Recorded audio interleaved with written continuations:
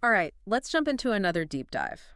This time we're going under the surface, exploring the world of snorkeling. Ooh, sounds fun. Yeah, but, and here's the twist, we're not just looking at the pretty fish and coral. Right. We're diving deep into the potential downsides, the stuff most people don't even think about. The unintended consequences, yeah. Exactly. We've got a bunch of research here, reports, studies, even some personal accounts. Interesting mix. And let me tell you, even I was surprised by some of this stuff. Really? I'm intrigued now. Like, did you know that just stepping on coral, even if you don't mean to, can actually kill it? Oh yeah, coral's so fragile it's easy to underestimate. I know, right? And when you think about how many people are snorkeling in those popular spots... It adds up? Exactly. Sure. The cumulative effect is huge. And it's not just about a few broken pieces of coral. No, it's the whole ecosystem. Right. Coral reefs are like the foundation. They provide food and shelter for so many creatures. And protect coastlines too, don't forget that. Yeah. Oh, that's right. So damaging them can have a ripple effect, impacting everything from fish populations to the local economy. Absolutely. Some of these reports even talk about reduced fishing yields because of damaged reefs. Wow, that's a direct hit to people's livelihoods. It is. It's a complex issue with a lot of layers. You know, I always thought the biggest no-no was touching the coral, but the research also talks about how even interacting with fish can be harmful. Oh, absolutely. Like, I love watching them swim around, but I never considered that trying to get close or, take a picture could be stressing them out. Yeah, one study found that when fish are chased or touched, it disrupts their protective slime coat. Slime coat. Yeah, it's like a barrier against parasites and infections. Oh, so we could be making them sick. Potentially, yes. And then there's the feeding issue. That can really mess with their natural behavior. Wait, so even tossing them a little breadcrumb is bad? It can be, yeah. Ah, I had no idea. It creates an unhealthy dependence on humans. They stop foraging naturally. It disrupts the whole balance. That makes sense. It's like, we think we're being kind, but we're actually doing more harm than good. Okay, this next one blew my mind. Invasive species. I always figured as long as my gear looked clean, it was good to go. Ah, but even tiny organisms can hitch a ride. Really? Oh yeah, one article talks about this type of algae that spread through snorkeling gear, totally decimated a native seaweed population. Wow, talk about unintended consequences. Crazy, right? Shows how interconnected everything is. Okay, and here's another one that really surprised me. Sunscreen. Yeah, oh yeah. That's a big one. I mean, we slather it on to protect ourselves, never thinking it could be hurting the ocean. It's ironic, isn't it? Totally. Yeah. So how does it work? What happens when those sunscreen chemicals get into the water? Well, some of them, like oxybenzone and octinoxate, they can actually mess with coral reproduction and growth. Seriously? Yeah, they become more susceptible to bleaching, all sorts of problems. So even if we're careful not to touch the coral, just wearing sunscreen could be contributing to the problem. It's a harsh reality. It is. It's a lot to take in. But before we go full doom and gloom, can we talk about solutions? I mean, there's got to be a way to enjoy snorkeling without, destroying the environment. Of course. There are ways to minimize our impact, become more responsible snorkelers, and that's exactly what we'll explore next. So we've talked about some of the not so great things that can happen when we snorkel, even accidentally. Yeah, it's a lot to consider. It is, but like we said, there are ways to enjoy it without causing so much harm. Exactly. It's all about being more mindful, more responsible. So where do we even start? What are some practical things we can do? Well, one of the sources really emphasized buoyancy control, like being aware of your body in the water. Oh, so you're not dragging your fins or anything? Right. You don't want to be kicking up sediment or accidentally bumping into coral. That makes sense. It's easy to forget you're not just floating in empty space. There's a whole world down there. Yeah, a delicate one.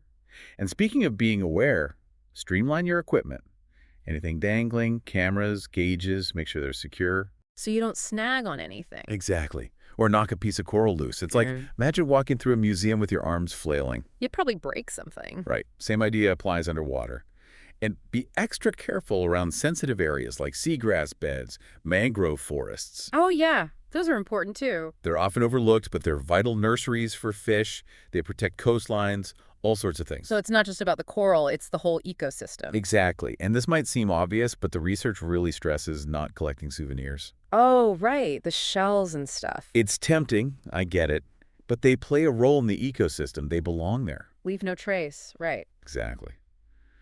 Okay, shifting gears a bit, let's talk sunscreen and trash. Uh-oh, the sunscreen issue again? It's a big one. Choose reef-safe options. No oxybenzone, octinoxate, those chemicals are harmful. Got it. Reef-safe sunscreen. And trash. Always pack out what you bring in, no exceptions. And hey, if you see debris while snorkeling, pick it up. Like being a good house guest, clean up after yourself. Exactly. And that brings us to something really important, fostering a deeper connection to the ocean. Ooh, I like that. Because when you feel that connection, you naturally want to protect it, right? Makes sense. It's not just about following rules, it's about respect.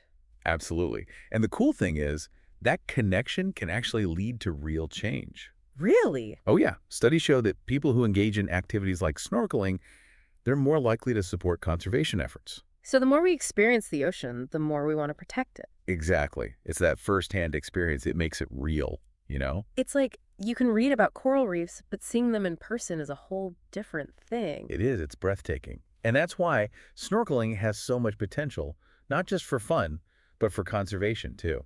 I like that, using it as a force for good. It's a powerful tool. Remember earlier we talked about the socioeconomic impacts of overfishing? Yeah, the declining fish populations, the impact on communities. Well, imagine if more people saw those healthy reefs, those abundant fish populations firsthand. It would be harder to ignore the problem. Exactly. And, you know, one of the papers even suggests promoting snorkeling and ecotourism as a way to support those communities. Instead of just fishing. Right. It could be a way to protect marine resources while also helping people.